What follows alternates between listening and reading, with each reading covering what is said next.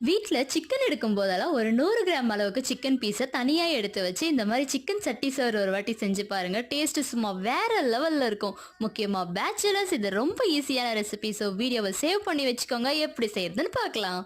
ஒரு பேன்ல கொஞ்சமா எண்ணெய் சேர்த்து, ஒரு பட்டை, 2 லவங்கம், கொஞ்சம் போல சோம்பு சேர்த்து தாளிச்சுட்டு, ஒரு வெங்காயம், 2 பச்சை மிளகாய் சேர்த்து நல்லா ஃப்ரை பண்ணிட்டு, 1 ஸ்பூன் அளவுக்கு இஞ்சி பூண்டு பேஸ்ட் சேர்த்து பச்சை வாசனை போற வரைக்கும் நல்லா வதக்கி விட்டுக்கலாம்.